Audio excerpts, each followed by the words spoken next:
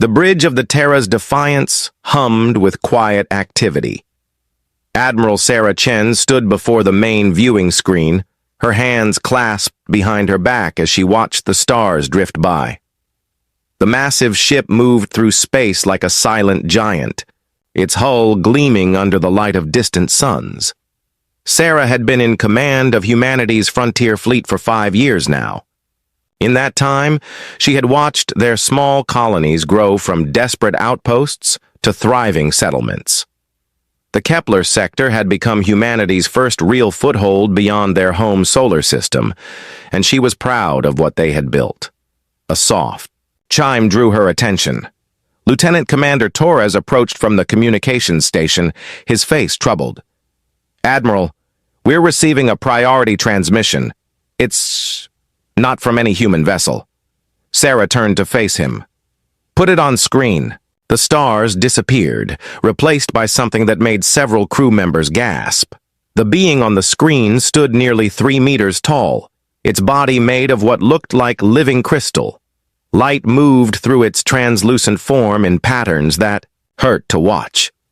When it spoke, its voice sounded like breaking glass mixed with thunder. "I am Kethmore, speaker for Her Imperial Majesty, Empress Vexthera of the Zephyrian Empire.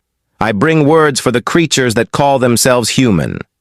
Sarah stepped forward. "I am Admiral Sarah Chen, commanding the United Earth Colonial Fleet. You may deliver your message." The crystal being's head tilted slightly, as if surprised by her calm response. "Your species has been granted the honor of serving the Empire for 50 of your rotations around your star. In that time, you have shown adequate ability to follow simple commands. However, your recent expansion into the Kepler sector violates Imperial law." "What law would that be?" Sarah asked, keeping her voice steady. "The law that states all worlds belong to the Empire. The law that your kind agreed to when we first allowed you to leave your birth system. The law that has kept you alive until now." Several officers on the bridge exchanged glances. Sarah had heard rumors about this agreement, supposedly made when humanity first developed faster-than-light travel. The details had always been kept secret by Earth's government. "Her Imperial Majesty is displeased," the speaker continued. "You have built cities on worlds that were not given to you. You have mined resources that belong to the Empire. You have acted as if you were equals rather than servants." Sarah felt anger rising in her chest, but she forced herself to remain calm. "And what does the Empress propose we do about this?" "There is no proposal. There is only command." The crystal being's form seemed to glow brighter. "You will abandon all colonies in the Kepler sector within 10 of your days. You will return to your birth system and await new orders. You will destroy any ships larger than cargo vessels. You will submit completely to Imperial authority." The bridge fell silent. Sarah could hear her own heartbeat in her ears. Behind her, she sensed the tension radiating from her crew. These were people who had dedicated their lives to building something new among the stars. Many of them had families. On the colonies they were being ordered to abandon. "And if we refuse?" Sarah asked quietly. The speaker's laugh sounded like ice cracking. "Refuse? Your species controls perhaps 50 ships of war. The Empire commands fleets that number in the thousands. We have reduced entire civilizations to ash for lesser insults than this. There is no refusing. There is only obedience or extinction." Sarah looked around her bridge. She saw the faces of men and women who had followed her across the galaxy. She thought of the children playing in the parks of New Geneva Colony. She thought of the farmers on Kepler Prime, proud of their first successful harvest. She thought of humanity's long dream of reaching for the stars. "Speaker Kethmore," she said, her voice carrying clearly across the bridge. "Please deliver this message to your Empress." The crystal being leaned forward slightly. "Speak." Humanity respectfully declines the Empire's demands. "We claim the right to exist as a free species among the stars. We will not abandon our colonies. We will not return to our birth system. We will not submit to Imperial authority. The speaker's form went completely still for several seconds. When he finally moved, his entire body was blazing with light. You refuse? You dare to refuse an Imperial command? We do more than refuse, Sarah continued. We offer the Empire a counter-proposal. You have 72 hours to withdraw all Imperial forces from human territory. Any Imperial ship found in our space after that time will be considered an act of war. The silence that followed seemed to stretch forever. The speaker's mouth opened and closed several times without sound, as if he could not process what he had heard. This is impossible, he finally whispered. No species has defied the Empire in 10,000 years. No one has ever dared to make demands of her Imperial Majesty. You are insects. You are nothing. We are human, Sarah replied simply, and we choose to be free. The transmission cut off abruptly. The bridge remained silent for a long moment before Lieutenant Commander Torres spoke up. Admiral, should I send that message to Earth Command? Sarah nodded. Send it on all channels. Make sure every human ship and colony receives it within the hour. As Torres hurried back to his station, Sarah's first officer, Commander James Walsh, stepped up beside her. Admiral, you realize what we've just done? Sarah looked out at the stars again. We've probably just started a war, James. A war we can't possibly win. They weren't lying about their fleet size. Intelligence estimates put Imperial forces at over 10,000 ships. I know the numbers, Commander. Sarah turned to face him. But sometimes the numbers don't tell the whole story. On the distant Imperial world of Cristhera Prime, Empress Vexathara sat on her throne of living diamond, surrounded by the floating forms of her advisors. The throne room was vast enough to hold a small city, its crystal walls reaching up into darkness.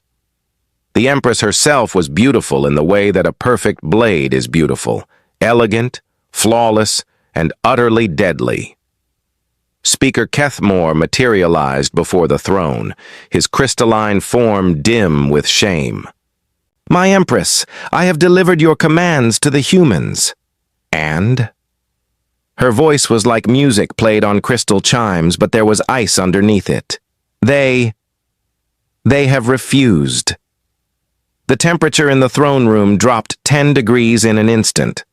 The Empress rose from her throne, her form growing larger and more brilliant as her rage built. They what? The human admiral sent a message in return. They demand that we withdraw from their territory within 72 hours. The silence that followed was deafening. Several of the floating advisors began to drift backward, away from their Empress. When she finally spoke, her voice shook the very foundations of the palace. 10,000 years, she said slowly. 10,000 years since any species dared to defy this empire. 10,000 years since anyone has forgotten their place in the natural order. She began to pace, her footsteps leaving glowing marks on the crystal floor. The Altarians tried to negotiate for better tribute terms. We turned their homeworld into glass. The Sindari attempted to form an alliance against us. We scattered their fleets and sold their survivors into slavery. The proud Helix Empire thought their ancient technology could protect them. Their star system is now empty space. She stopped pacing and turned to face her advisors. And now these humans, these creatures we have barely noticed for 50 years, they dare to make demands of me? One of her advisors, a floating sphere of pure energy named Yextal, spoke, carefully. My Empress, perhaps they do not understand the consequences of their words. They are a young species, ignorant of imperial power. The Empress's laugh could have shattered glass. Ignorance? They claim 50 ships and threaten an empire of 10,000? This is not ignorance, Yextal. This is madness. She moved to the great viewing wall that showed the galaxy beyond. Thousands of star systems sparkled in the darkness, each one under imperial control. No, she said quietly. This is something else. This is the kind of arrogance that must be crushed completely so that no other species ever dreams of following their example. She turned back to her advisors. Send word to Admiral Thexkar. He is to take the Fifth Fleet to the human territories. I want those colonies burned to ash. I want their ships scattered like leaves in the wind. I want survivors brought back in chains to serve as examples. My Empress, another advisor ventured. The Fifth Fleet numbers 300 ships. Perhaps that is excessive for dealing with 50 human vessels? The Empress's eyes blazed. Excessive? Excessive? Her voice rose to a shriek that made the crystal walls ring. These insects have insulted the dignity of the Empire itself. They have forgotten that we are gods and they are dust. I would send the entire Imperial Navy if I thought it necessary. She calmed slightly, but her voice remained deadly. 300 ships will be sufficient to make the point. When other species see what happens to those who defy us, they will remember their place. The humans will learn that there are consequences for challenging their betters. Back on the Terra's Defiance, Sarah sat in her ready room, reading reports from across human space. The response to her ultimatum had been mixed. Some colony governors were terrified, begging Earth Command to find a diplomatic solution. Others were defiant, volunteering their local defense ships for whatever was coming. But there was something else in the reports, something that made Sarah smile despite the gravity of the situation. Hidden manufacturing facilities were coming online. Automated shipyards that had been disguised as mining stations were revealing their true purpose. Ships that had been listed as civilian transports were suddenly displaying weapon systems that shouldn't exist. For 50 years, humanity had appeared weak and compliant, but appearances could be deceiving. A soft chime announced a visitor. Commander Walsh entered, carrying a data pad. Admiral, we're receiving confirmations from all sectors. Operation Exodus is a go. Sarah nodded. How long until the first wave is ready? 12 hours for the near systems, 48 hours for the outer rim facilities. And our special projects? Walsh's grin was sharp. The first Prometheus-class carriers should be ready for launch within the week, all 1,000 of them. Sarah stood and walked to her viewport. In the distance, she could see the running lights of other human ships gathering in the darkness. Soon, very soon, the galaxy would learn something new about humanity. They would learn that sometimes the quiet ones were the most dangerous. The Empress expected to face 50 ships crewed by panicked primitives. Instead, she was about to discover that humanity had spent 50 years preparing for exactly this moment. They had smiled and bowed and paid their tribute, all while building something the galaxy had never seen before. They had built hope. They had built freedom. And they had built it with enough firepower to defend it. The 72-hour countdown had begun. Admiral Thexkar stood on the command deck of his flagship, the Eternal Dominion, and felt satisfaction flow through his crystalline form. Around him, 300 ships of the Imperial Fifth Fleet moved through hyperspace like a school of deadly fish. Each vessel was a masterwork of Zephyrian engineering, built over centuries and crewed by warriors who had never known defeat. The Admiral himself was old by Imperial standards, having served the Empire for over 2,000 years. He had commanded fleets in dozens of campaigns, always emerging victorious. The destruction of the Altarian resistance, the crushing of the Sindari alliance, the final elimination of the Helix Empire. Each victory had added to his legend. This mission felt almost insulting in its simplicity. 50 human ships against 300 Imperial dreadnoughts. It would barely qualify as target practice. Admiral, his communications officer called out, we are receiving updated intelligence from Imperial Command. Thexkar gestured for the report to be displayed. As he read, his satisfaction began to turn to confusion. This cannot be correct, he muttered. They claim the humans are showing unusual activity across their territory. What kind of activity? Admiral? His second-in-command asked. Ships moving to rally points. Communications traffic increasing by 3,000%. Industrial facilities that were supposedly mining operations now showing energy signatures consistent with manufacturing. Thexkar's form darkened. Either our intelligence network has become completely incompetent, or these humans have been hiding something. He dismissed the thought with a gesture. No matter. Whatever they are doing, it is too late. We will be in their space within 6 hours. They will learn the price of defying the Empire. Meanwhile, in the Kepler sector, humanity was revealing its greatest secret. Captain Marcus Rodriguez stood on the bridge of his ship, watching something that should have been impossible. The asteroid designated as Mining Station Omega-7 was splitting apart like a flower opening to the sun. But instead of revealing rock and ore, it was showing the gleaming hull of something magnificent. The Prometheus-class supercarrier New Horizon emerged from its hiding place like a whale surfacing from the deep. The ship was massive beyond anything. In human naval history, stretching over 2 kilometers from bow to stern. Its hull bristled with launch bays, manufacturing pods, and weapon systems that had been theoretical just 5 years ago. "My God," whispered his navigation officer. "How long has this been here?" 30 years, Rodriguez replied. "Ever since we first encountered the Empire. Humanity has been preparing for this day since the moment we realized we were not alone. In the galaxy, across human space, similar revelations were taking place. Hidden shipyards were coming online. Automated factories that had been disguised as civilian installations were beginning to churn out fighters, drones, and support craft at an incredible rate.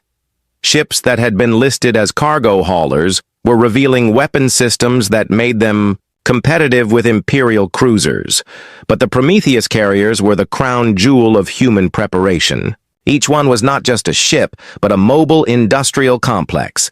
They could manufacture their own fighters, produce their own ammunition, and even build smaller support vessels using raw materials gathered from asteroids and defeated enemy ships. Admiral Sarah Chen was aboard the first carrier to go operational, the Terra's Hope. She walked through its massive hangar bays, watching as thousands of drones and fighters moved in perfect coordination. The ship's AI systems were learning and adapting in real time, preparing for the battle to come. "Status report," she called to the ship's captain, Elena Vasquez. "All systems green, Admiral. We've got 15,000 combat drones ready for deployment, plus 200 manned fighters. Manufacturing bays are producing replacement units at a rate of 50 per hour." Sarah nodded. "And the other carriers?" 7 more are operational and moving to intercept positions. The rest will be online within 48 hours. Sarah felt a cold smile cross her face. Let the Empire come with their 300 ships. They would find humanity ready.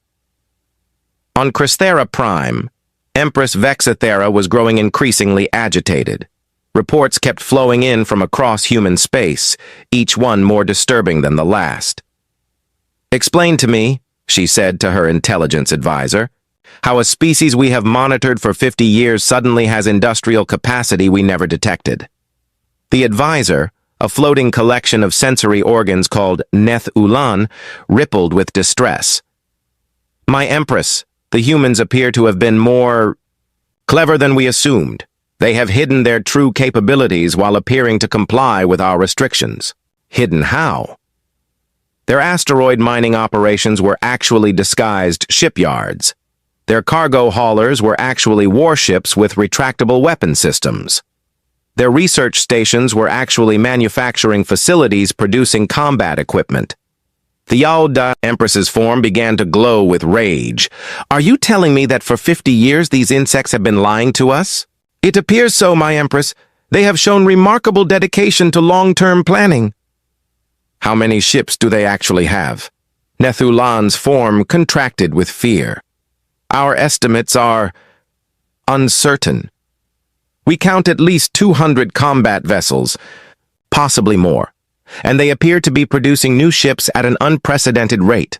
The Empress began to pace again, her footsteps cracking the crystal floor. 200 ships, still outnumbered by the Fifth Fleet, but not the easy victory we expected. There is something else, my Empress. What else? The humans appear to have developed new tactical doctrines. Their ships do not fight alone, but in coordination with massive swarms of smaller craft. Our models suggest this could be problematic for our traditional approach. The Empress stopped pacing. Problematic? Our ships are designed for individual combat, for glorious duels between warriors. If the humans attack in coordinated swarms, then we will adapt, the Empress said firmly. Admiral Thexkar has 2,000 years of experience. A few clever tricks will not save the humans from imperial justice. But even as she spoke, she felt a small seed of doubt growing in her mind. No species had ever hidden their strength so effectively before. No one had ever managed to deceive imperial intelligence for so long. What else might the humans be hiding? In the void between stars, the first human ship encountered an Imperial scout. The engagement lasted less than 30 seconds. The Imperial vessel, a sleek destroyer called Sharp Edge, detected what appeared to be a lone human cargo ship. Captain Yexthul ordered an immediate attack, expecting to destroy the enemy with a single plasma barrage. Instead, the cargo ship suddenly bristled with weapon turrets. Point defense systems that shouldn't exist on a civilian vessel swatted the Imperial plasma bolts out of space. Then the human ship launched something the Zephyrian had never seen before. A swarm of tiny craft erupted from hidden bays, moving in perfect coordination.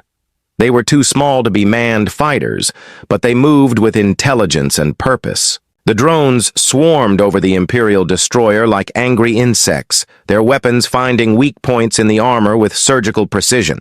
Within minutes, the Sharp Edge was drifting dead in space. The human ship collected the wreckage and disappeared into hyperspace, leaving no trace of the encounter.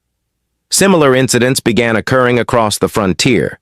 Imperial scouts and patrol ships were encountering human vessels that were far more dangerous than they appeared. The reports that made it back to Admiral Thexkar painted a disturbing picture. Admiral, his intelligence officer reported, "We are losing scouts faster than they can report back. The humans appear to have developed some kind of automated weapon system." Thexkar studied the tactical displays. "Show me the engagement data." The holographic replay showed the destruction of the Sharp Edge. As Thexkar watched the swarm of tiny craft overwhelm the Imperial destroyer, he felt something he hadn't experienced in centuries: uncertainty. "Those are not manned fighters," he said slowly. "They move too precisely, react too quickly. Our analysts believe they are artificial intelligences of some kind. Each drone appears to be capable of independent thought while remaining coordinated with the others." Thexkar was quiet for a long moment. The Empire had strict prohibitions against artificial intelligence, viewing it as an abomination that could potentially challenge imperial authority. The idea that the humans had not only developed such technology, but had weaponized it, was deeply disturbing. "No matter," he said finally. "Clever toys will not save them from the might of the Fifth Fleet. We will arrive in the Kepler sector in 2 hours. Prepare for full assault." But as his fleet dropped out of hyperspace at the edge of human territory, Admiral Thexkar found himself facing something he had not expected. Instead of 50 primitive ships, he was looking at nearly 300 human vessels. And rising from the depths of space came something that made his ancient heart skip a beat. The Prometheus-class carriers were emerging from hidden positions throughout the system. 8 massive ships, each one larger than anything in the Imperial fleet, began deploying clouds of fighters and drones that darkened the space around them. "Admiral," his tactical officer called out, "we are detecting massive energy signatures from those large vessels. They appear to be manufacturing combat units in real time." Thexkar watched in growing alarm as the human carriers began launching wave after wave of fighters and drones. Within minutes, the human force had grown, from 300 ships to thousands of smaller craft. "This is impossible," he whispered. No species builds ships this quickly, but as he watched, the truth became clear. The humans hadn't just been hiding their existing strength. They had developed an entirely new way of warfare, one that turned manufacturing capacity into immediate tactical advantage. "All ships," he commanded, "prepare for battle. Whatever these humans have built, we will show them the power of the Empire." The first great battle between humanity and the Zephyrian Empire was about to begin, but Admiral Thexkar was beginning to realize that this would not be the easy victory he had expected. The humans had spent 50 years preparing for this moment. They had hidden their strength, developed new technologies, and created new ways of fighting. And they were about to show the galaxy what happened when humanity was finally forced to reveal its true nature. The Empire had ruled through fear and overwhelming force for 10,000 years. They were about to learn that sometimes the prey could become the predator. The galaxy held its breath as news of the human ultimatum spread across 1,000 worlds. In the great trading stations that connected civilizations, in the ancient libraries of elder species, in the diplomatic quarters where ambassadors gathered, to share whispers and rumors, everyone was talking about the same impossible thing. Humanity had declared war on the Zephyrian Empire. Ambassador Quelthera of the Metherian Consortium stood before the great viewing wall of Station Prime, watching the news feeds with disbelief. The Metherians were an old species, having watched the rise and fall of dozens of galactic powers over the millennia. They had learned to be careful, to avoid notice, to survive by staying neutral. But this was something none of them had ever seen. "It's madness," said Ambassador Ulex beside her, his tentacles writhing with anxiety. "Absolute madness. The humans number barely 50 ships against the entire Imperial Navy." Quelthara nodded slowly. "I remember when we first encountered them, 50 years ago, when they stumbled out of their home system with primitive faster-than-light drives. They seemed so innocent, so eager to learn and explore. And now they're challenging the most powerful empire in galactic history," Ulex replied. "Either they've developed something incredible, or they're about to become extinct." Similar conversations were happening throughout the galaxy. The Altarian refugees, scattered across dozens of worlds since their homeworld's destruction, whispered among themselves about the possibility of revenge. The Sindari, broken and enslaved, dared to hope that someone might finally stand up to their oppressors. Even ancient species that had submitted to imperial rule centuries ago began to wonder if change was possible. But nowhere was the shock greater than in the halls of Imperial Command itself. General Voxtar, Supreme Commander of all Imperial forces, stood before a massive holographic display showing the current disposition of human forces. The numbers kept changing as his intelligence officers updated their estimates, and each change made the situation more disturbing. 50 ships, he muttered. "That's what we've been told for 50 years. 50 ships and a handful of colonies." His aide, a younger Zephyrian named Kelthax, gestured at the display. "Sir, current estimates suggest at least 300 combat vessels, with more appearing every hour." "Where are they coming from?" Voxtar demanded. "Ships don't just materialize out of nothing." "Our analysts believe they've been hidden in various locations throughout their territory. Some appear to have been disguised as civilian vessels. Others were concealed in asteroid fields or disguised as mining operations." Voxtar studied the display more carefully. Something about the human deployment pattern bothered him. Their ships weren't arranged like any military formation he had ever seen. Instead of the orderly battle lines favored by most species, the human vessels seemed to be scattered randomly throughout their space. "General," Kelthax continued, "there's something else. These large vessels here, He highlighted 8 massive signatures on the display. Our scouts report they're unlike anything we've seen before. They appear to be manufacturing ships and equipment in real time. That's impossible. Sir, we have visual confirmation. These carriers are launching hundreds of smaller craft every hour, and the smaller craft appear to be controlled by artificial intelligence. Voxtar's form went rigid. The Empire had banned AI research centuries ago, after witnessing what happened to the ancient Kythera civilization. The Kythera had created artificial minds so advanced that they eventually replaced their creators entirely. Now those AI entities wandered the galaxy, as the eternal machines, neither alive nor dead, a warning to any species that might follow the same path. The humans are using forbidden technology. It appears so, sir, but their AI seems to be purely military, designed only for combat operations. It shows no signs of independence or self-awareness. Voxtar was quiet for a long moment. The Empire's strength had always come from its mastery of crystal-based biotechnology, allowing them to grow ships and weapons rather than manufacture them. But that process took time. If the humans had found a way to mass-produce military equipment rapidly— "Send word to the Empress," he said finally.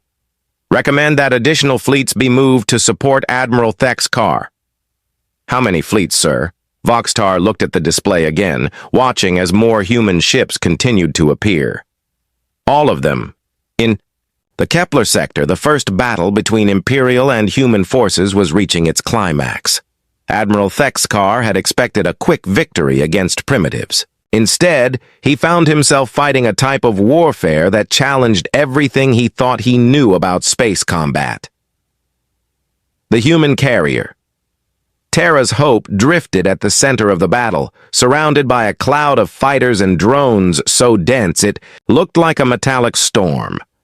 Captain Marcus Rodriguez watched from the bridge as his ship's AI systems coordinated the movements of over 10,000 individual craft. "Status report," he called to his tactical officer.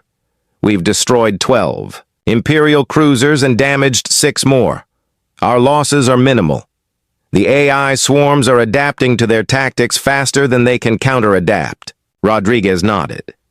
This was the key to humanity's new doctrine. Where other species built a few powerful ships and trained elite crews to operate them, humans had created thousands of smaller, expendable units that could learn and evolve in real time. On the main screen, he watched as a group of Imperial destroyers tried to break through the drone screen. The AI swarms immediately shifted formation, creating a funnel that channeled the enemy ships into a killing zone. Within minutes, the destroyers were reduced to drifting wreckage. "Sir," his communications officer called out, "Admiral Chen is requesting a tactical update. Tell her we're implementing Protocol Swarm with 93% effectiveness. The enemy is having difficulty adapting to our coordination patterns." Across the battle space, similar scenes were playing out.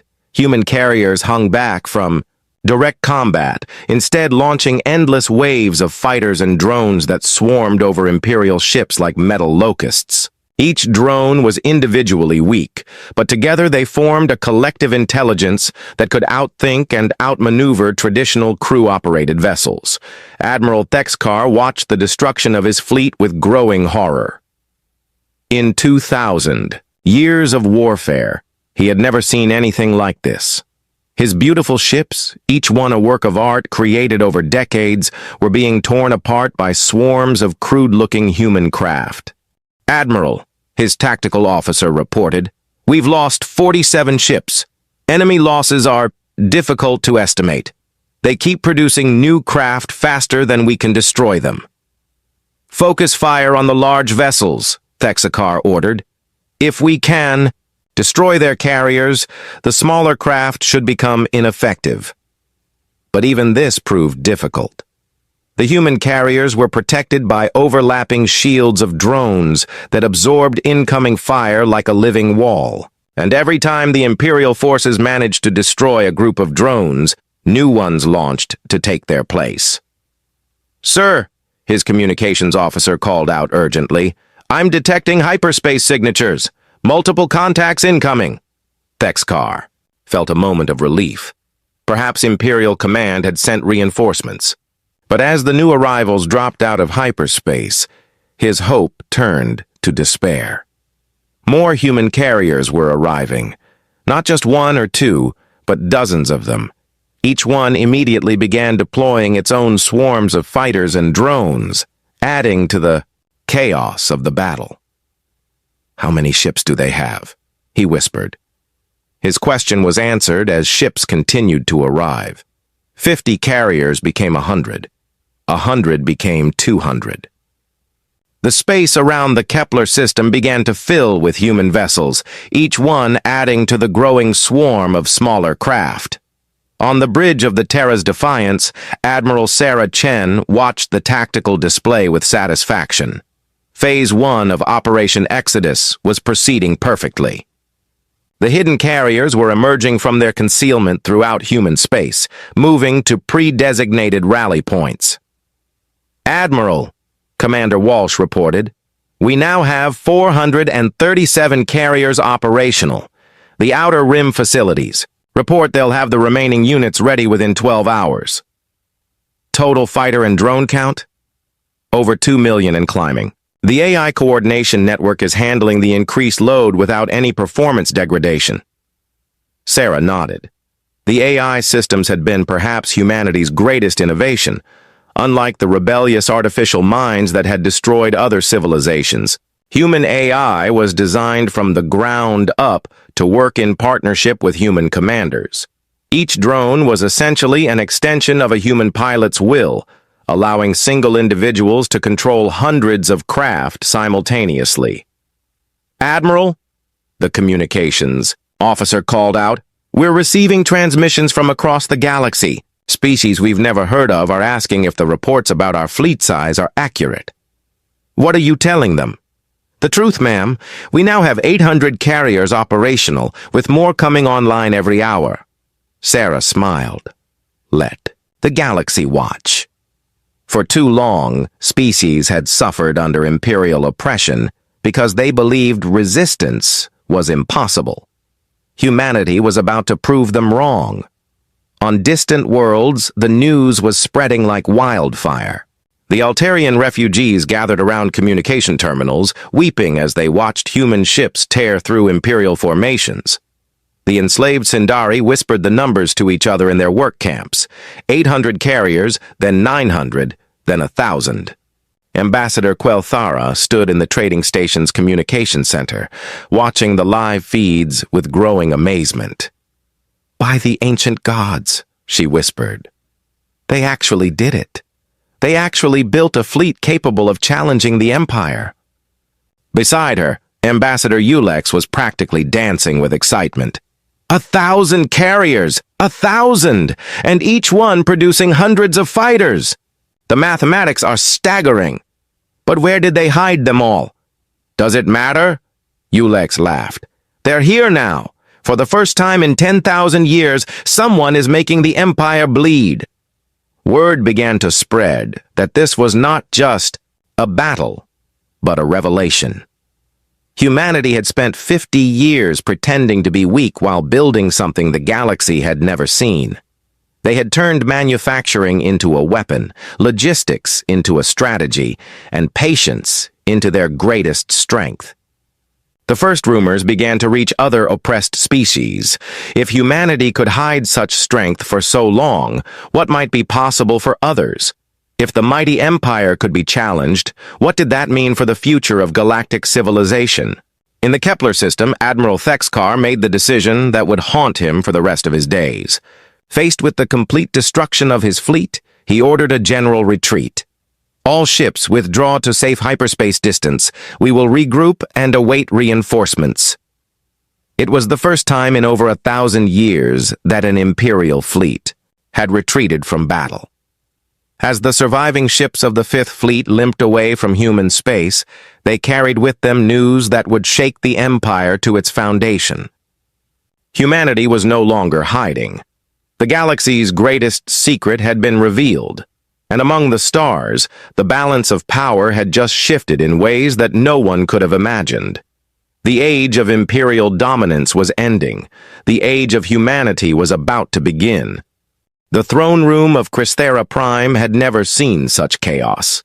Empress Vexithera stood in the center of the vast crystal chamber, her form blazing with rage, so intense that the very air around her began to shimmer with heat.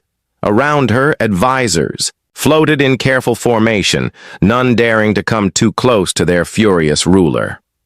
The reports kept coming in, each one more devastating than the last. The Fifth Fleet had been destroyed. Admiral Thexkar was in full retreat with only 60 ships, remaining from his original 300. And the humans were not hiding anymore.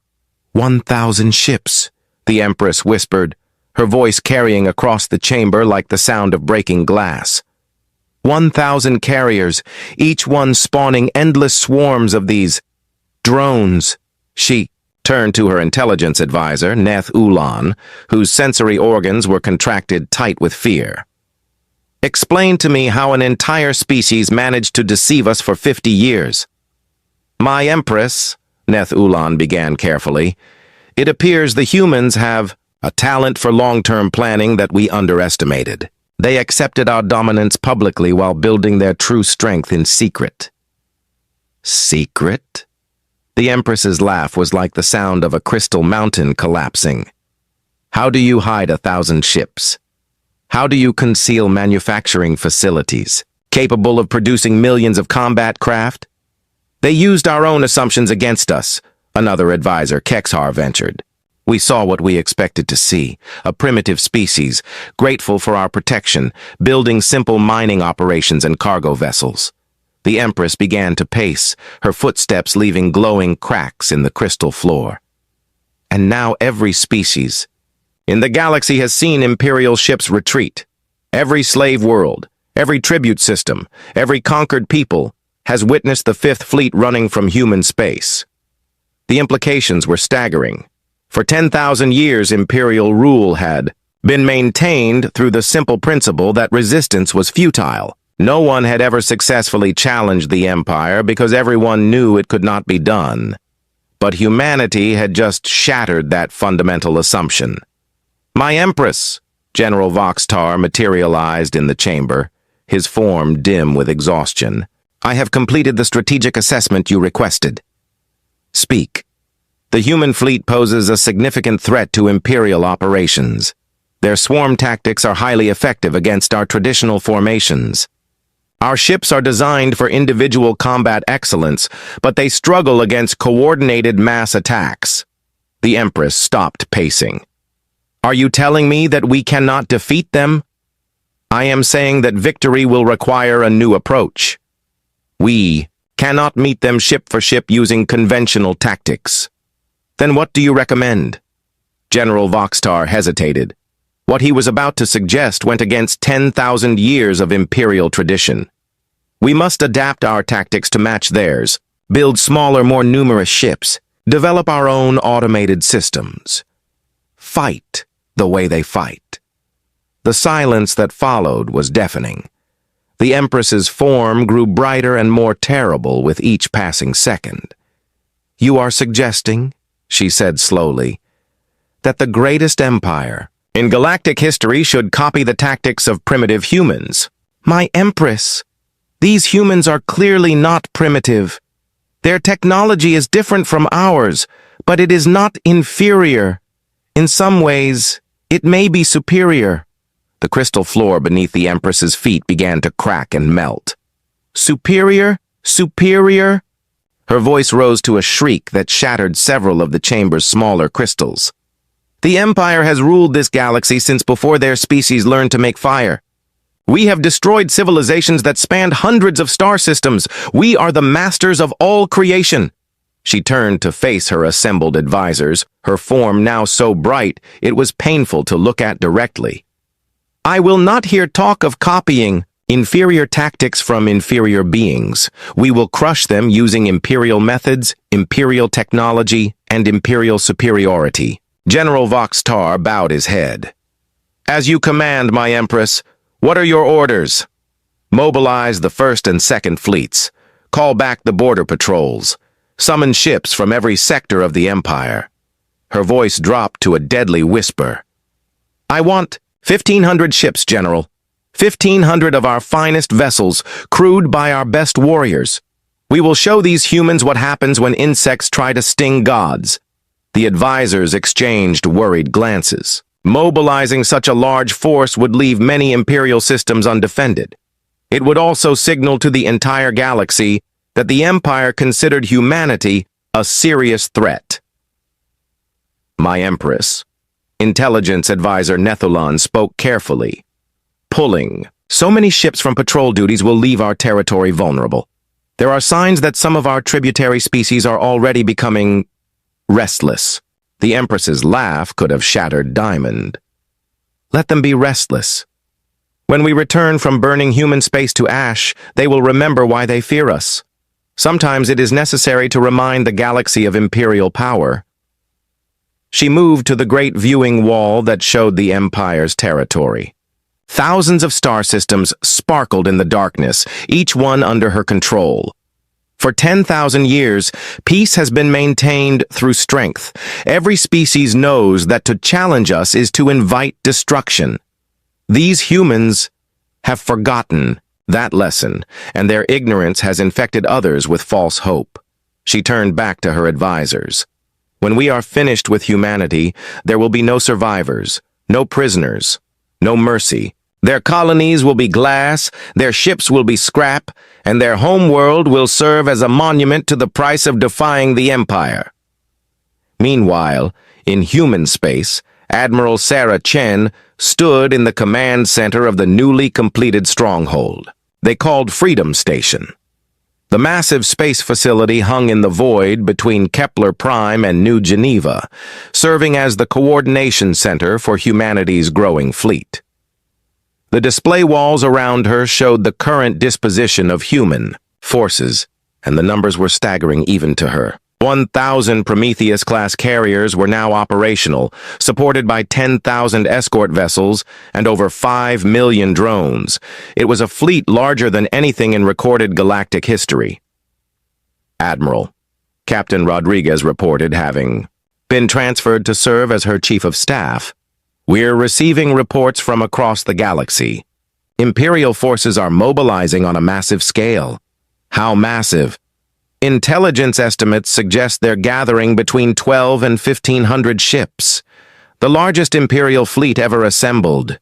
Sarah nodded grimly. The Empress is committed. Now. This isn't just about our colonies anymore. This is about the future of galactic civilization. She turned to address the assembled human commanders who had gathered at Freedom Station. Captains and admirals who had spent their careers hiding humanity's true strength, waiting for this moment. Ladies and gentlemen, she began, 50 years ago, when we first encountered the Empire, we faced a choice.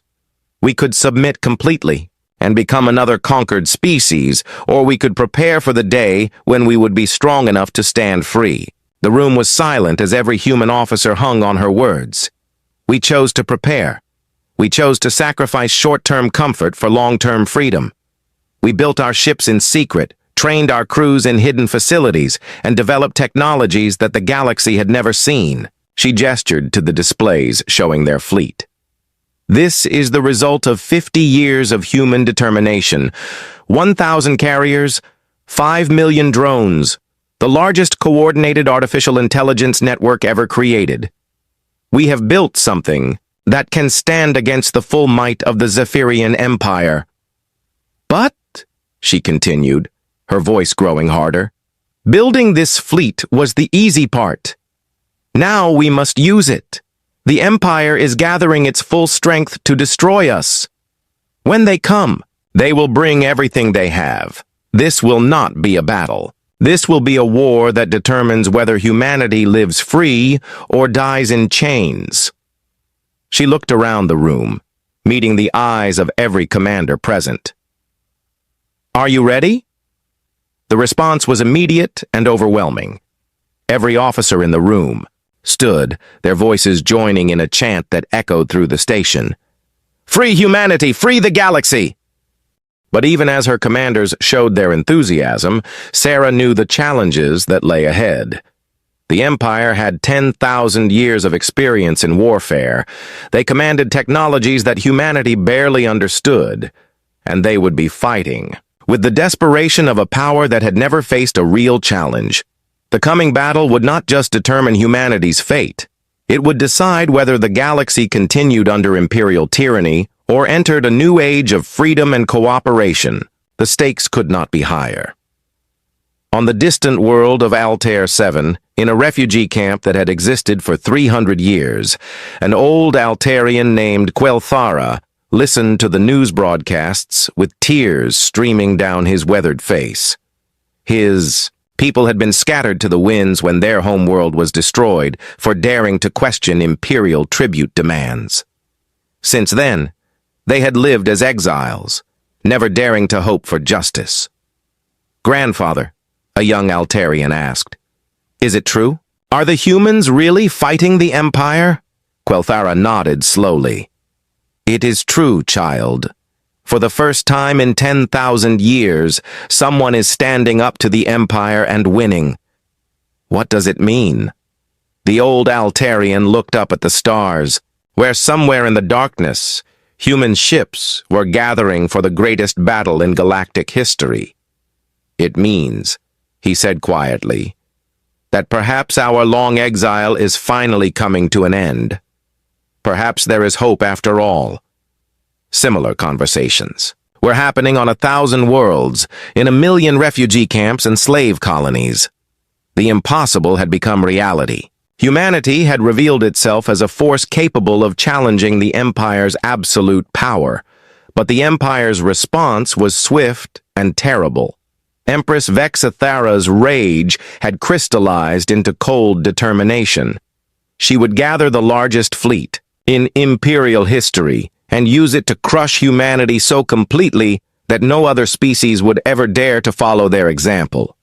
The stage was set for a confrontation that would shake the foundations of the galaxy. On one side, the ancient power of the Zephyrian Empire, with 1,500 ships crewed by warriors who had never known defeat. On the other, humanity's revolutionary fleet of 1,000 carriers, supported by artificial intelligence and manufacturing, capabilities that could adapt and evolve in real time. The outcome would determine not just the fate of two species, but the future of every sentient being in the galaxy. The age of imperial dominance was being challenged. Whether it would survive, this test remained to be seen. The space around Crysthera Prime had never seen anything like it. The imperial capital system, home to over 50 billion Zephyrians and the seat of galactic power for 10,000 years, was surrounded by the largest fleet in the history of the Empire. 1,500 ships of war hung in perfect formation around the crystal planet, their hulls gleaming with the reflected light of the system's twin suns.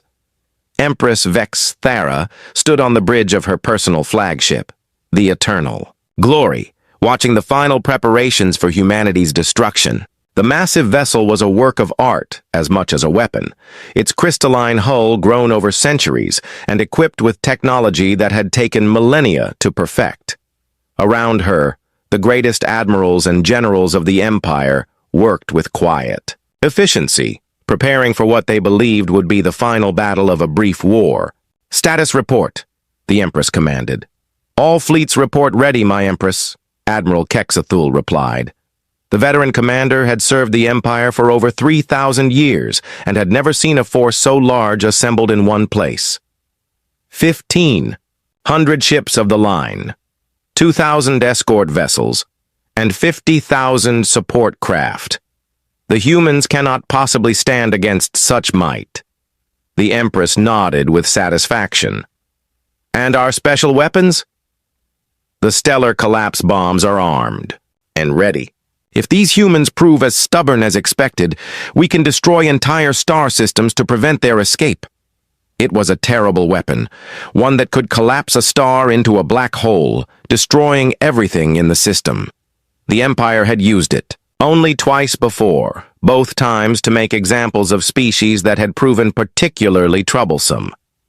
The very existence of the weapon had helped maintain imperial rule through fear.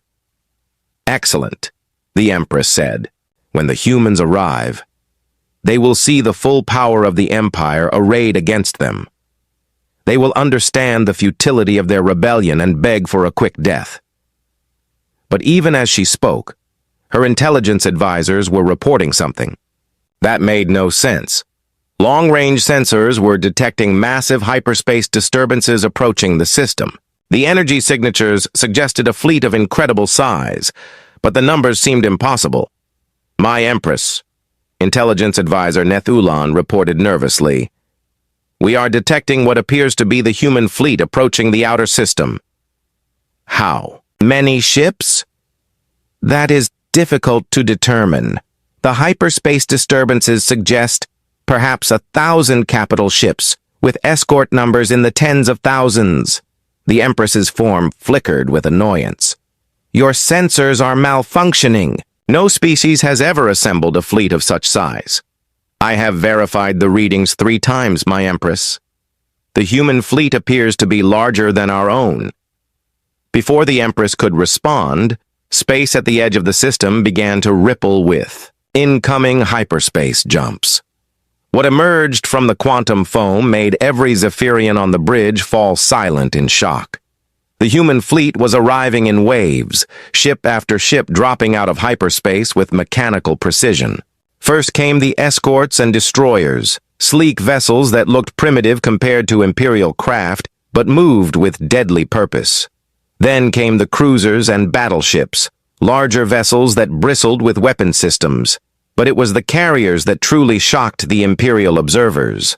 One after another, the massive Prometheus-class ships emerged from hyperspace, each one immediately beginning to deploy clouds of fighters and drones. 10 carriers became 50, 50 became 100, and the count kept climbing. "How many?" the Empress whispered. 1,000 carriers confirmed, Admiral Kexthul reported, his voice tight with disbelief.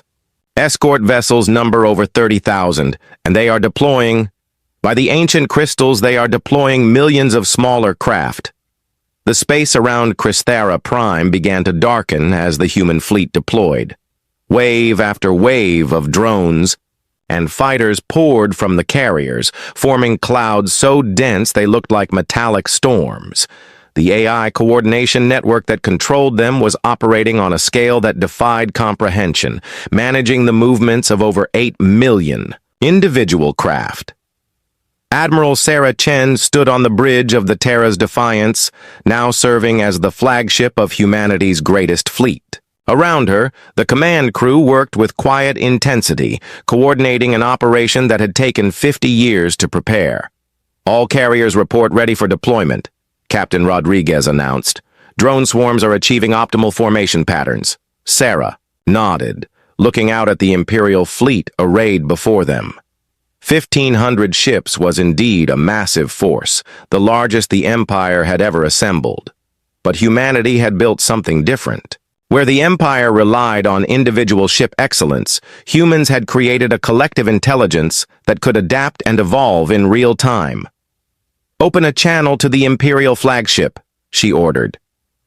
On the bridge of the Eternal Glory, the Empress's communications officer announced an incoming transmission from the human fleet. The Empress gestured for it to be displayed, curious to hear what these insects had to say before their destruction. Admiral Chen's image appeared on the main screen, her expression calm and determined. "Empress Vexithara, I am Admiral Sarah Chen of the United Human Fleet. I offer you one final chance to avoid unnecessary bloodshed." The Empress's laugh rang through the bridge like breaking crystal. "You offer me a chance? Insect, you face the full might of the greatest empire in galactic history. Surrender now, and I will grant you a quick death." "I'm afraid that's not acceptable," Sarah replied. "Humanity demands the immediate withdrawal of all Imperial forces from formerly conquered territories. We demand an end to the tribute system and the release of all enslaved populations." "You demand?" The Empress's form began to glow with rage.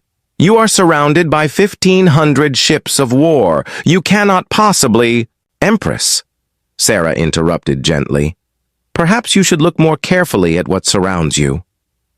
For the first time, the Empress turned her attention to the tactical displays showing the current disposition of forces. What she saw made her crystal form go cold. The human fleet had not arranged itself in traditional battle lines. Instead, they had formed a three-dimensional web around the entire Crysthera system. Every escape route was blocked. Every defensive position was flanked. The Imperial fleet, for all its size and power, was completely surrounded. "This is impossible," she whispered. "Empress," Admiral Chen continued, "your fleet is outnumbered 5-to-1 in total units, and our tactical position is superior. Your ships are magnificent works of art, but they are designed for individual combat. Our forces are designed to work together as a single entity." As if to demonstrate the point, a portion of the human drone swarms began to move in perfect coordination, forming complex patterns that shifted and flowed like a living thing. The sight was both beautiful and terrifying. "I offer you this choice," Sarah said. "Order your forces to stand down, and we will allow them to withdraw peacefully. Continue this conflict, and we will be forced to demonstrate why humanity will no longer bow to imperial tyranny." The Empress's rage finally boiled over. "Never! The Empire does not retreat! The Empire does not surrender! All ships attack formation! Destroy them all!" The greatest battle in galactic history began with the Imperial fleet charging forward in perfect formation, their weapons lighting up space with brilliant energy discharges. For a moment, it looked like the traditional tactics might work. Imperial plasma cannons and crystal lances reached out toward the human ships, seeking to cripple the carriers before they could deploy their full strength. But the human response was unlike anything the Zephyrians had ever encountered. Instead of meeting the charge with their own battle line, the human carriers began implementing Protocol Swarm on a massive scale. 8 million drones moved as one, flowing around the Imperial formation like water around stones. They didn't try to match the Imperial ships for individual firepower. Instead, they attacked in coordinated waves, each group focusing on specific weak points, while others provided cover and distraction. Captain Marcus Rodriguez, commanding the carrier New Horizon, watched with satisfaction as his ship's AI coordinated with thousands of others to create a battle plan of unprecedented complexity. "Target their command ships first," he ordered. "Disrupt their coordination and the rest will follow." The drones obeyed with mechanical precision, forming into attack formations that shifted and adapted based on enemy response. When Imperial point defense systems tried to track them, the drones split into smaller groups. When Imperial fighters moved to intercept, they merged into larger formations with concentrated firepower. Admiral Kexthul watched in growing horror as his carefully planned battle formations began to disintegrate. "They're everywhere," he reported to the Empress. "Our ships can't track targets that small and numerous. They're cutting us apart piece by piece." The Empress refused to accept what she was seeing. "Impossible! Focus all fire on their large ships. Destroy the carriers and the smaller craft will become ineffective." But even this proved futile. Every time Imperial forces concentrated their fire on a human carrier, clouds of drones moved to intercept. The drones sacrificed themselves by the thousands to protect the larger ships, but for every one destroyed, 2 more launched to take its place. Worse, the human carriers were not passive targets. As Imperial ships were destroyed, the carriers began sending out salvage drones that stripped useful materials from the wreckage. These materials were immediately fed into the carriers' manufacturing systems, producing new fighters and drones within minutes. "They're using our own ships against us," Admiral Kexthul reported in disbelief. "Every vessel we lose makes them stronger." The battle raged for hours, but the outcome became increasingly clear. The Imperial fleet, designed for glorious individual combat, could not adapt to humanity's collective tactics. One by one, the great ships of the Empire were overwhelmed by swarms of individually weak but collectively unstoppable human craft. As the tide of battle turned decisively against the Empire, Empress Vexithara made a decision that would have horrified any sane being. Rather than accept defeat, she activated the stellar collapse bombs. "If I cannot rule this galaxy," she snarled, "then no one will. Activate the Star Killers. Destroy this entire system." But Admiral Chen had anticipated this possibility. As the Imperial weapons began to charge, human stealth ships that had been hiding in the system's asteroid belt revealed themselves. These specialized vessels had been waiting for exactly this moment. "Empress," Sarah's voice came over the communication channel, "I'm afraid we cannot allow you to commit genocide in the name of your wounded pride. Our forces have already neutralized your stellar weapons." On the main screen, the Empress watched, in disbelief as her ultimate weapons were systematically destroyed by human infiltration teams. The Star Killers, which had taken centuries to build and position, were reduced to scrap metal in a matter of minutes. "How?" she whispered. 50 years of preparation, Empress. We knew about your super weapons almost from the beginning. We've been planning for this moment longer than you can imagine." As the last of her fleet was overwhelmed by the human swarms, Empress Vexithara found herself alone on the bridge of her flagship, surrounded by the wreckage of her dreams of eternal dominance. Her crew had surrendered rather than die pointlessly, and Imperial ships throughout the system were laying down their arms. Admiral Chen's image appeared on the screen one final time. "Empress Vexithara, you are defeated. The age of Imperial tyranny is over.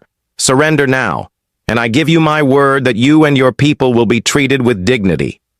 The Empress looked around her ruined bridge, at the tactical displays showing her shattered fleet, at the human ships that now controlled the space around her capital world. For 10,000 years, the Empire had ruled through fear and overwhelming force. Now, for the first time in galactic history, that rule had been broken by a species that had learned to fight smarter rather than harder. "The Empire," she whispered. "The Empire is finished," Sarah said gently. "But the Zephyrian people can have a future. Join us in building something better. Help us create a galaxy where all species can live free and equal." The Empress was silent for a long moment. Then, slowly, she reached out and activated her ship's surrender beacon. The greatest empire in galactic history had fallen. In the days that followed, the galaxy watched in amazement as humanity offered something unprecedented: mercy in victory. Instead of enslaving the Zephyrians or destroying their worlds, the humans offered them membership in a new galactic confederation. Former imperial slave worlds were liberated. Tribute systems were disbanded. For the first time in 10,000 years, the galaxy knew peace without oppression. On 1,000 worlds, beings who had lived their entire lives under imperial rule looked up at the stars and dared to hope for a better future. The age of human expansion had begun, not through conquest, but through liberation. And in the command center of Freedom Station, Admiral Sarah Chen looked out at the stars and smiled. Humanity had finally taken its place among the galactic community, not as conquerors, but as liberators, not as overlords, but as friends. The dream of a free galaxy had become reality. The silver ship cut through Earth's atmosphere like a knife through water. It left no trail, made no sound, and seemed to absorb the sunlight rather than reflect it. Inside, Ambassador Nelric stood motionless at the viewing port, watching the blue planet grow larger. His pale gray skin and large dark eyes showed no emotion. Astrians had evolved beyond such primitive displays thousands of years ago. "We are approaching the designated landing zone," said Valerian, the security officer. "The humans have cleared the area as requested." Nelric nodded slightly. "Remember the protocol. Minimal physical contact. No consumption of their food or drink. limited exposure to their entertainment and art forms. He turned to face the 6 other members of his diplomatic team. The council selected us because of our exceptional mental discipline. We observe, we negotiate, we establish formal relations. Nothing more. The Astrian Council had debated for decades about whether to contact Earth. Humans were considered primitive, violent, emotional, unpredictable. But they were also advancing quickly, and their creativity made them valuable potential allies. The Council finally decided it was better to establish controlled contact now than wait until humans developed interstellar travel on their own. "Ambassador, I've been studying their welcome ceremony," said Zephyr, the cultural attaché. "They expect something called a handshake. It involves brief physical contact." "I am aware," Nelric replied. "I will perform this ritual with their leaders only. The rest of you will use the traditional Astrian greeting." The ship descended toward a large open field outside Geneva, Switzerland. The location had been chosen for its political neutrality. Through the viewing port, Nelric could see the gathered crowd: government officials, military personnel, media representatives, and ordinary citizens kept at a safe distance by barriers. "Final preparations," Nelric announced. The team checked their translation devices one last time. These small silver discs attached behind their ears would convert their speech into all human languages simultaneously. The technology was just one of many that would impress the humans. The ship touched down silently. A ramp extended from its side and touched the ground. "It is time," said Nelric. "Remember who we are. Remember who they are. We are here to guide, not to be influenced." The 7 Astrians walked down the ramp in perfect formation. The humans fell silent. Nelric stood, 7 feet tall, towering over most humans. His long limbs moved with fluid grace. Behind him, the other diplomats formed a perfect arc. Susan Grant, the U.S. Secretary of State, stepped forward. She was a short woman with graying hair and a confident smile. "On behalf of Earth, I welcome you to our world," she said. Nelric inclined his head. "On behalf of the Astrian Council and the 7 allied species, I thank you for your welcome." His voice was melodic, almost musical. "I am Ambassador Nelric. We come in peace and with hopes of mutual cooperation." Susan Grant extended her hand. Nelric had practiced this moment many times. He reached out and took her hand briefly. A strange sensation passed through him at the contact, a warmth that traveled up his arm and into his chest. He released her hand quickly, surprised by the intensity of the feeling. "Please meet Eric Powell, NASA's Director of Extraterrestrial Communications," Susan said, gesturing to a tall man with dark skin and short black hair. Powell also extended his hand. Again, Nelric felt that unusual sensation. It was not unpleasant, just unexpected. The briefings had not mentioned this physical reaction to human contact. The other introductions continued. The humans seemed excited, their faces animated, their voices sometimes rising in pitch. The Astrians remained calm, their faces composed, responding with measured words and minimal movement. "We have prepared accommodations for you," said Susan. "A building has been renovated to match the specifications you sent. It will serve as your embassy while you are here." "That is acceptable," Nelric responded. "We appreciate your efforts to accommodate our needs." A convoy of black vehicles transported the Astrian delegation to their new embassy. Humans lined the streets, waving, taking pictures, some holding signs that said "Welcome" or "Peace." Others held signs with less welcoming messages. Nelric observed it all with detached interest. The embassy was a modern building with clean lines and open spaces. The humans had done their best to follow Astrian design principles. The delegation would live and work here during their mission. "Your quarters are on the top floor, Ambassador," said Diane Wright, a human xenolinguist assigned to the diplomatic team. She was younger than the other officials, with light brown hair and intelligent eyes. "Each member of your team has private rooms. We've attempted to create sleeping platforms according to your specifications." "Thank you," Nelric said. "You have been very thorough." That evening, after the humans had left, the Astrian team gathered in the central chamber for their first mission conference. Initial assessment? Nelric asked. The humans seemed genuinely pleased by our arrival, said Zephyr. Their emotional responses appear positive. Their security is primitive but extensive, noted Valerian. I counted over 200 armed personnel. They're afraid of us, said another diplomat. With good reason, replied Valerian. Their history is filled with conflicts when different cultures meet. Nelric raised a hand, silencing them. We knew this mission would be challenging. Humans are unpredictable. That is why we must remain vigilant against their influence. He paused.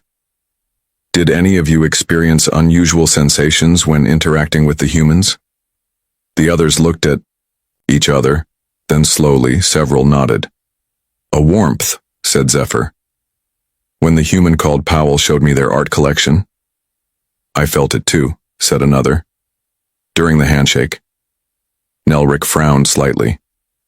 We will document these responses and monitor them. It may be a simple biological reaction to their different body chemistry.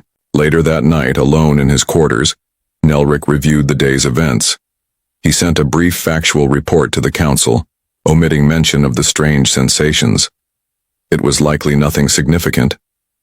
As he prepared for the sleep cycle, he found himself thinking about the human Susan Grant's smile. There had been something in it, a warmth that went beyond the physical sensation he had felt. It was curious how the humans used their facial expressions to convey so much. Nelric lay down on the sleeping platform and activated the neural relaxation sequence that would give his mind and body the required rest. But instead of the usual immediate unconsciousness, he found his thoughts drifting. He saw Earth from space, blue and green and swirling white. He saw the crowds of humans with their diverse faces and colorful clothing. He heard their music, playing during the welcome ceremony, something they had called a symphony. For the first time in his 300 years of life, Ambassador Nelric dreamed. 2 weeks had passed since the Istrian diplomatic team arrived on Earth. Ambassador Nelric sat in his office, reviewing reports from various meetings with world leaders. The strange dreams continued every night. He had not reported them to the council. He told himself it was because they were unimportant, but deep down he knew it was more than that. A gentle chime announced a visitor. Zephyr, the cultural attaché, entered the room. She carried a small object in her hands. Ambassador, may I speak with you about a personal matter? Zephyr asked. Nelric gestured to the chair across from him. Of course. Zephyr sat down and placed the object on the desk between them. It was a small sculpture of a human hand, carved from wood. I acquired this yesterday, she said, from a street vendor near the museum. Nelric stared at the sculpture. This was against protocol. Astrayans were not supposed to collect human artifacts. I find myself drawn to their art, Zephyr continued. It is different from ours. Imperfect. And yet there is something in it that our art lacks. Nelric should have reprimanded her. He should have confiscated the item and reminded her of the rules. Instead, he picked up the wooden hand and ran his fingers over its surface. The carving was rough, with visible tool marks. An Astrayan artist would have created a perfect replica, smooth and flawless. This was messy, like humans themselves. Have you experienced any unusual sensations? Nelric asked quietly. Zephyr's large eyes widened slightly. Yes, dreams. And when I listened to human music yesterday, I felt something in my chest. Like a vibration, but inside. Do not mention this to the others yet, Nelric said. I will consider how to address it. Later that day, Nelric met with Catherine Bell, a museum curator who had been assigned to show the aliens Earth's artistic heritage. She was waiting in the embassy's conference room with digital displays of famous artwork. Ambassador, today I thought we might explore how human art has evolved over time, she said with a smile. Nelric nodded. That would be informative. Catherine showed him cave paintings from prehistoric times, Egyptian hieroglyphics, Greek sculptures, Renaissance masterpieces, and modern abstract works. Nelric found himself especially drawn to the emotional works of Van Gogh. His paintings seem unsettled, Nelric observed. Yes, he suffered greatly in his life, Catherine explained. Many believe his mental anguish contributed to the power of his work. This concept was foreign to Astrians. Their art was about precision and harmony, not emotional expression. Yet Nelric could not look away from the swirling stars in the starry night. Would you like to try creating some art? Catherine asked. She placed a blank paper and some colored pencils on the table. Again, Nelric should have declined. Instead, he picked up a blue pencil and began to draw. He tried to recreate the logical patterns of Estrian art, but his hand seemed to have ideas of its own.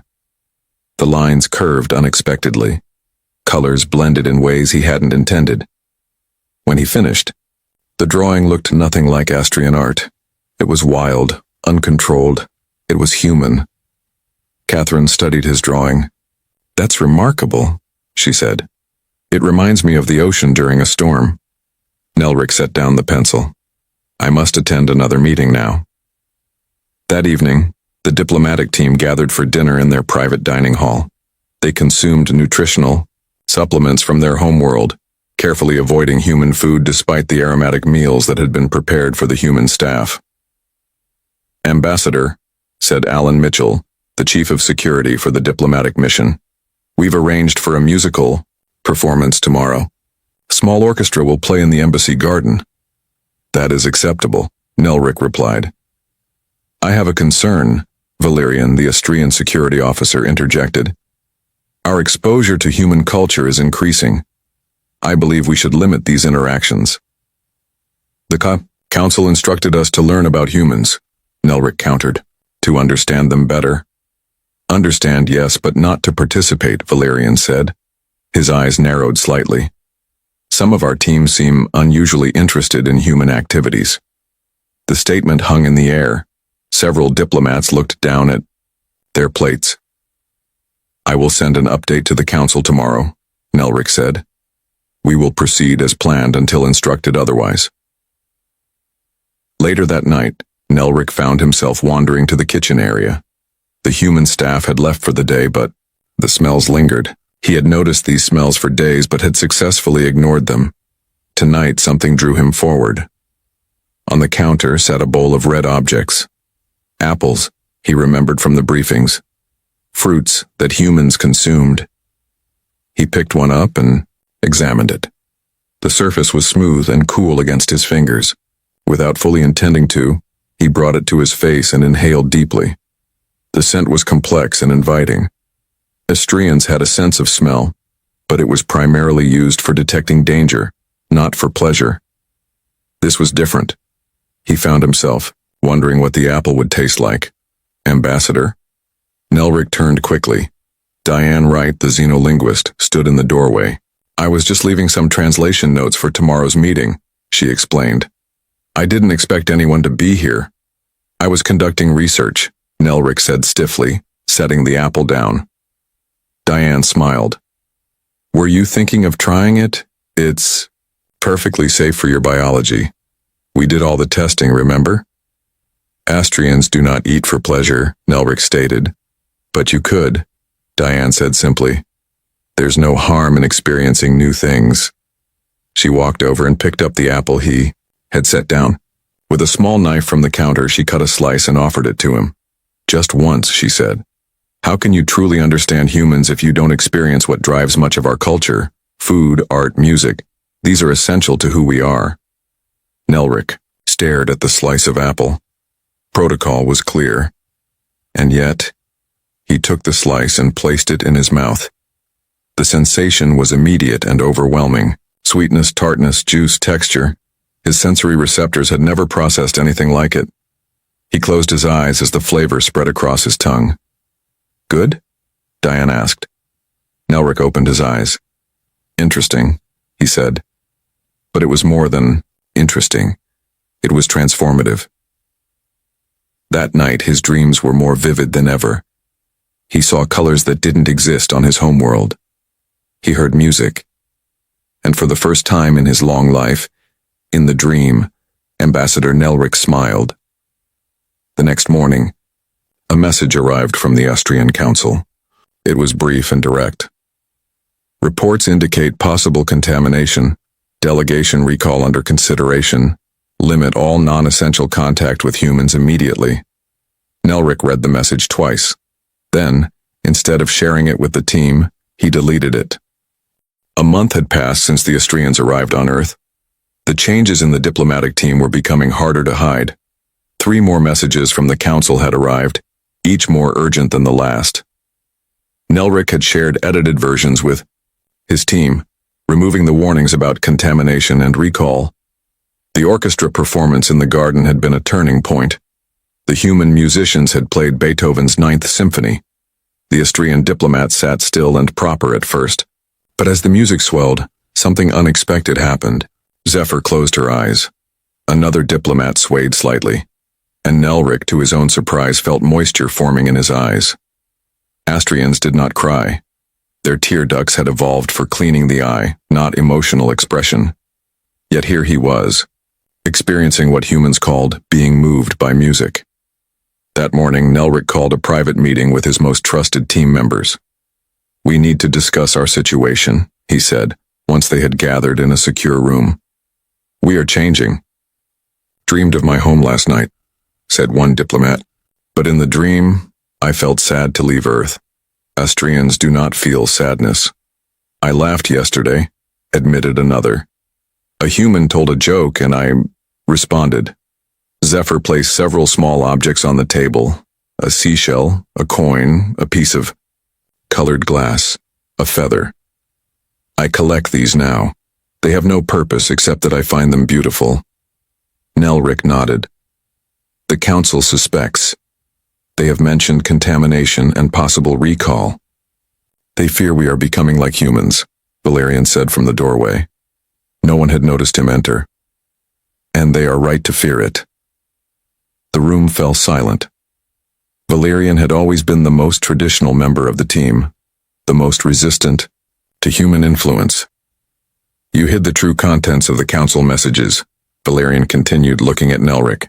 "I have been monitoring your communications." "You spied on the ambassador?" Zephyr asked, standing up. "I protected our mission," Valerian countered. "Our purpose here is to observe and guide, not to be changed. I have sent my own report to the Council. They will recall us immediately." Nelric felt something new, a heat in his chest, a tightening of his muscles. Anger. He had read about this emotion but never experienced it. "You had no right," Nelric said, his voice lower than usual. "I had every right," Valerian replied. "You are compromised, Ambassador. You all are." He looked around the room. "You eat their food, you listen to their music, you create art, you dream, you feel. You are no longer Austrian." Zephyr stepped toward Valerian. "We are still ourselves. We are just more than we were." "Less," Valerian corrected. "You have regressed to a primitive state. The Council will decide what to do with you all." He turned and left the room. The remaining diplomats looked at each other in silence. "What will happen to us?" someone finally asked. "The Council will likely order examinations, perhaps quarantine," Nelric said. "They will want to study these changes, determine if they can be reversed." "Do we want them reversed?" Zephyr asked quietly. No one answered. The question hung in the air. That afternoon, Nelric met with Susan Grant, the U.S. Secretary of State. They had been negotiating trade agreements, but Nelric found it hard to focus. "Ambassador, is everything all right?" Susan asked. "You seem distracted." "Today." In the past, Nelric would have denied any personal difficulty. Today, he hesitated, then spoke. "My team is experiencing unexpected adjustments to Earth." Susan nodded. "We've noticed some changes. Your cultural attaché attending concerts. Your science officer asking about our literature. You trying our food. These changes concern our leadership," Nelric admitted. "Are they harmful changes?" Nelric considered this. "Not harmful, no, but unprecedented. Austrians have evolved beyond emotional responses. We consider it a higher state of being. Yet here, on Earth, those responses are returning. Susan leaned forward. Perhaps they're not gone, just dormant. Perhaps being emotionless isn't actually a higher state. This idea was revolutionary to Nelric. For thousands of years, Astrians had believed their evolution away from emotions was progress. Could they have been wrong? Their conversation was interrupted when Alan Mitchell, the human security chief, entered the room urgently. "Madam Secretary Ambassador, we have a situation," he said.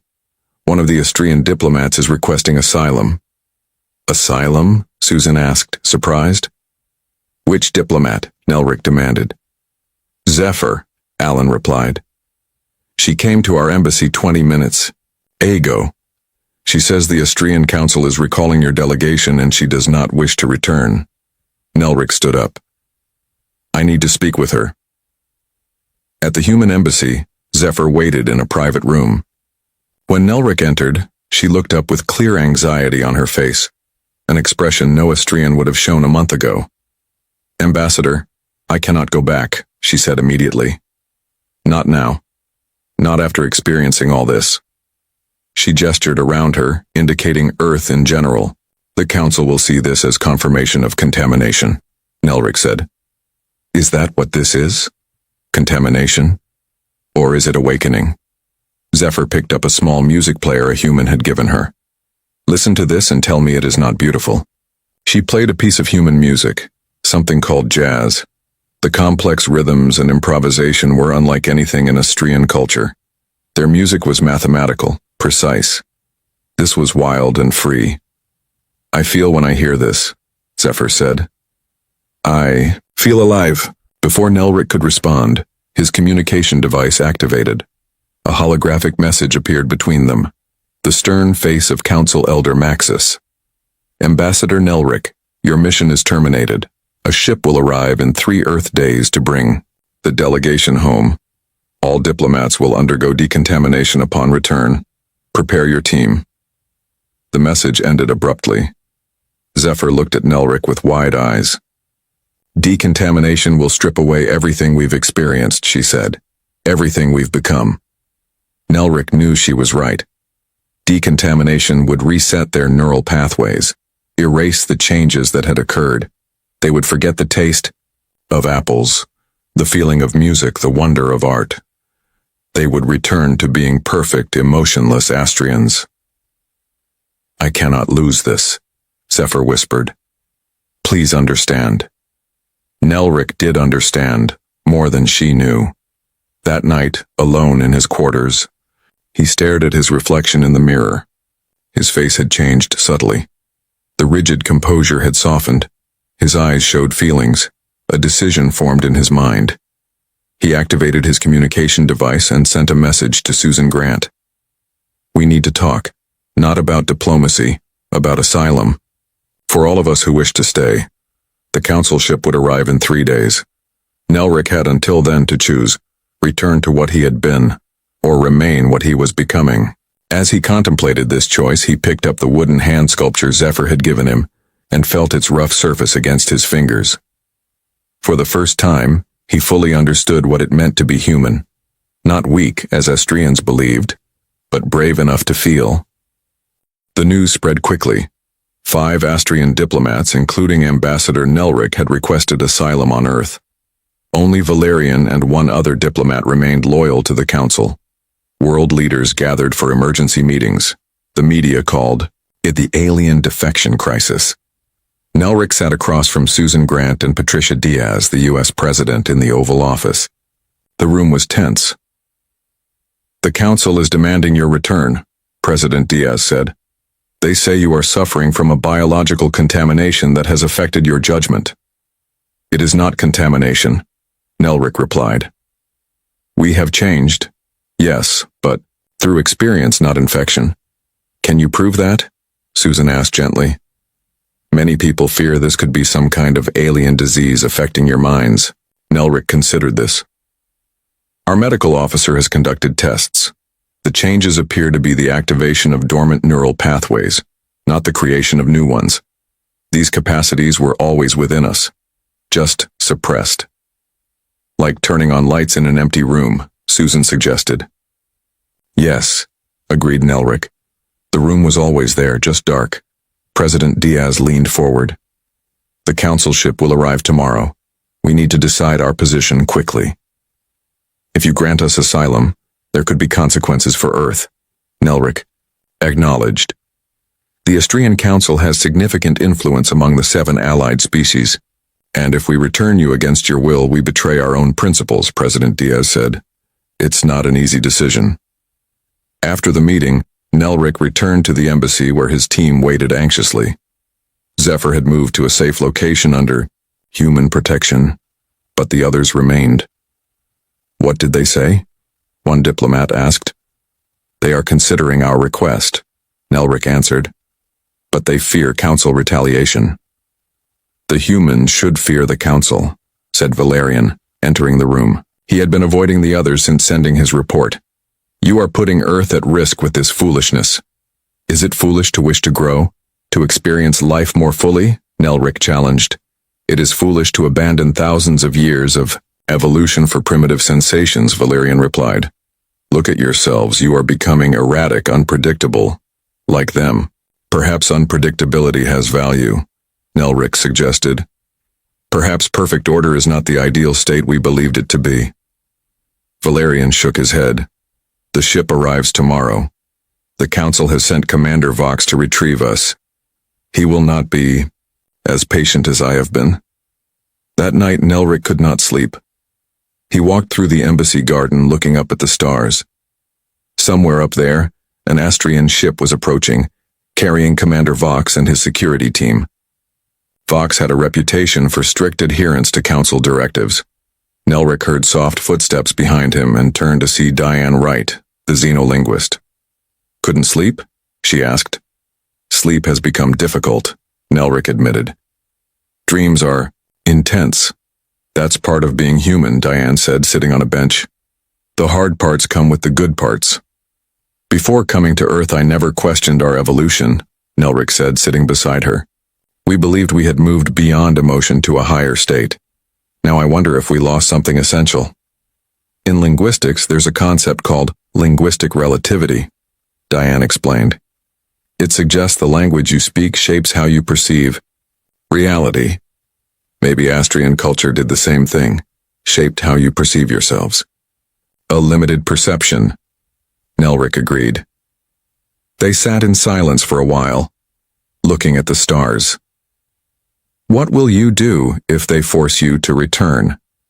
Diane finally asked. I do not know, Nelric answered honestly. But I know what I do not want to lose. The next morning, Earth's defense systems detected the Astraean ship entering the atmosphere. It was larger than the diplomatic vessel, clearly a military craft. It landed in the same field where Nelric's team had first arrived. World leaders gathered in a secure facility to monitor the situation. Nelric and his team were brought there as well, separated from Valerian, who had gone to meet the arriving ship. On large screens, they watched Commander Vox emerge from the ship with 6 armed guards. He stood 7 feet tall, like all Astrians, but his posture was rigid, his movements precise. He looked exactly as Nelric had looked upon arrival. Valerian greeted him with the traditional Astraean salute. Report, Vox commanded. 5 diplomats have requested asylum, including Ambassador Nelric, Valerian said. They show signs of severe contamination, emotional responses, irrational attachments to human artifacts, consumption of human food, artistic expression. Vox's face remained impassive. Where are they now? Under human protection. The Earth governments are considering their asylum request. Unacceptable, Vox stated. Prepare to broadcast. A communication request appeared on the screens in the secure facility. President Diaz nodded, and the connection was accepted. Commander Vox's face appeared on the main screen. Leaders of Earth, I am Commander Vox of the Astrian Council. You are harboring contaminated diplomatic personnel who must be returned for medical treatment. This is not a political matter, but a health emergency. Return them immediately. President. Diaz stepped forward. Commander, we respect your concerns, but the diplomats have requested asylum, stating they are not ill but have experienced natural changes. We take such requests seriously under our laws. Your laws do not apply to council citizens, Vox replied. The diplomats are not in a state to make rational decisions. If they are not returned within 6 Earth hours, we will take appropriate action. The connection ended.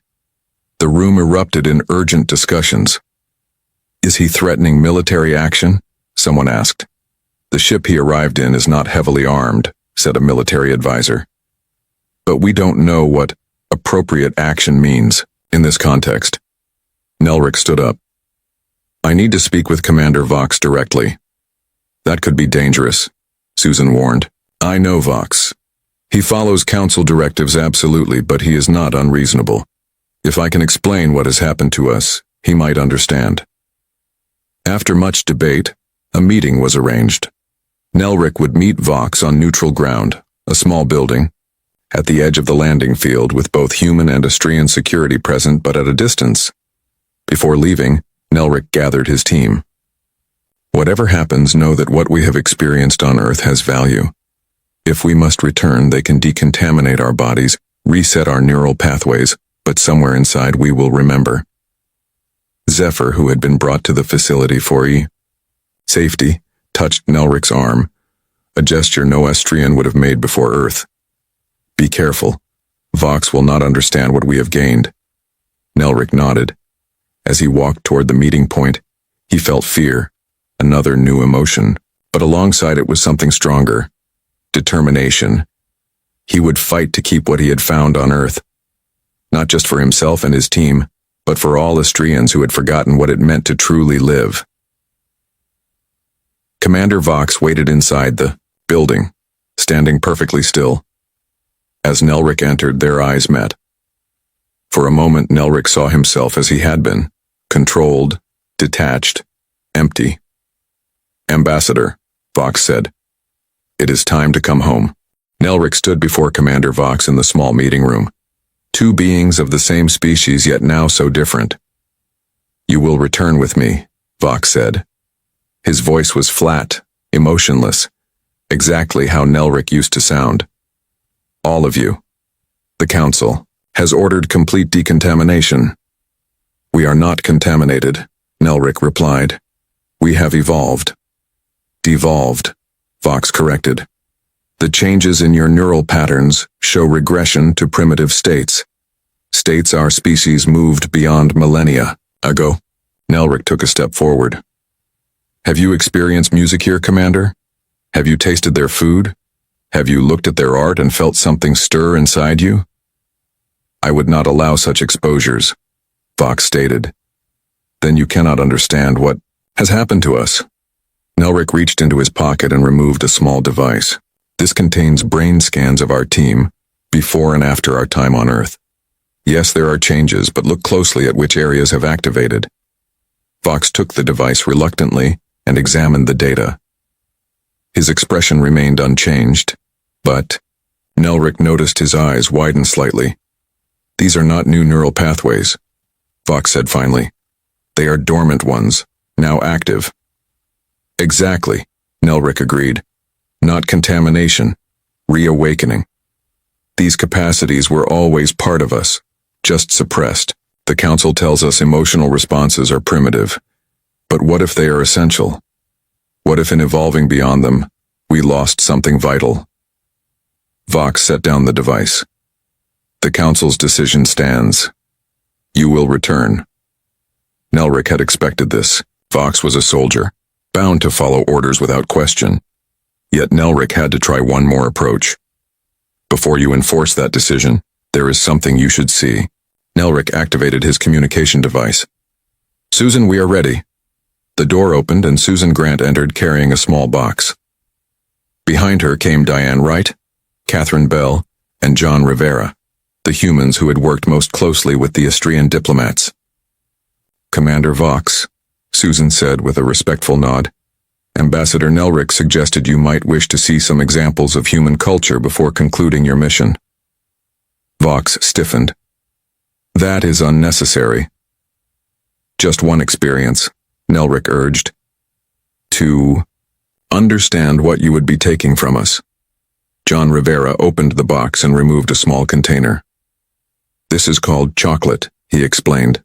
"A simple food, but one that brings pleasure to nearly all humans." Catherine Bell placed a small painting on the table. "This is a copy of a work by one of our greatest artists, showing our planet as seen through human eyes." Diane Wright set down a small music player.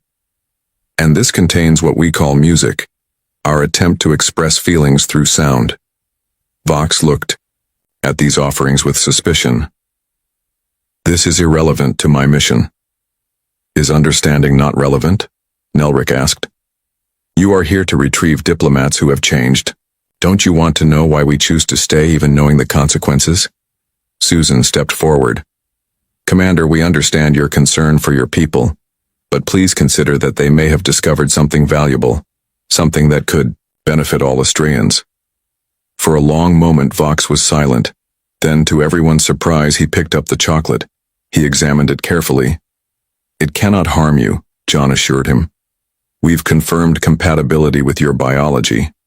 Vox hesitated, then placed a small piece in his mouth. His reaction was subtle. Just a slight widening of the eyes, a small intake of breath.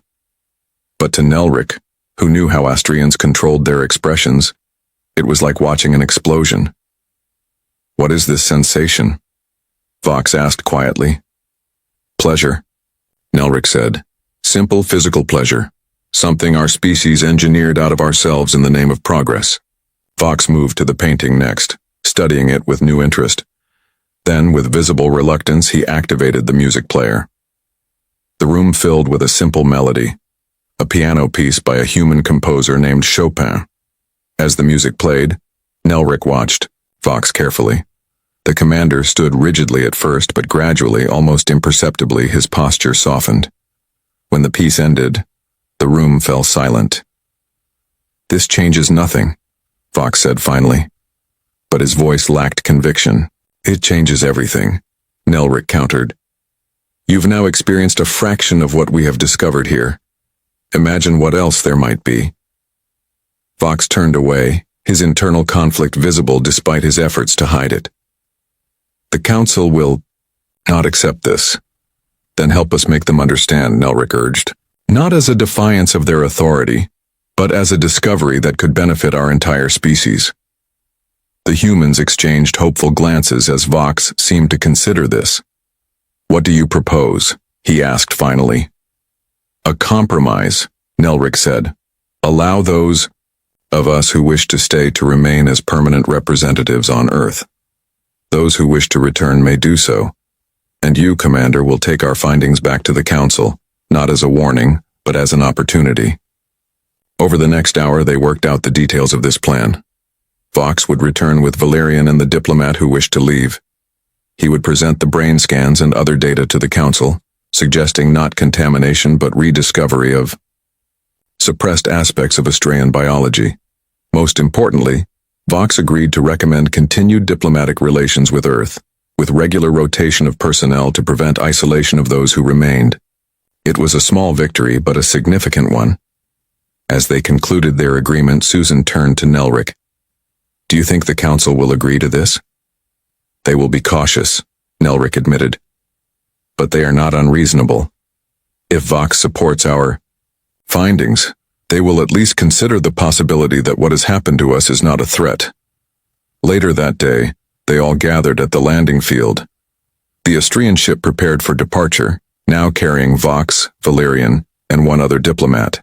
The rest would stay on Earth. As Vox prepared to board, he paused and looked back at Nelric. "I still do not fully understand what has happened to you," he said, "but I will convey your findings accurately." Nelric nodded. "That is all we ask." "There is one more thing," Vox added, his voice lower. "The music. Could I take some with me?" Nelric smiled, an expression that now felt natural to him. "I have prepared a collection for you, and some chocolate as well."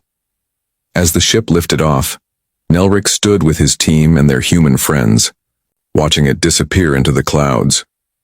None of them knew what the Council would ultimately decide, but they had won time.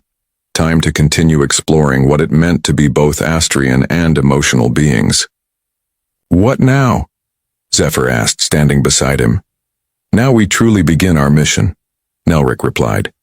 "Not just to observe humanity, but to learn from them, and perhaps to help them learn from us." In the months that followed, the remaining Astrian diplomats became celebrities on Earth. They appeared on television, gave lectures at universities, and collaborated with human artists and scientists. They became a bridge between two very different ways of being. And on their homeworld, something unexpected happened. The Council, after reviewing all the data, authorized a limited cultural exchange program. Selected Astrians would visit Earth for brief periods to experience what their diplomatic team had discovered. The first group arrived 6 months later. As they descended from their ship, Ambassador Nelric waited to greet them. Behind him stood Diane, Catherine, John, and many other humans who had become his friends. The new arrivals looked exactly as he had upon his first arrival, composed, reserved, emotionless. But Nelric knew that would soon change. They had come to Earth, and like those before them, none would return unchanged.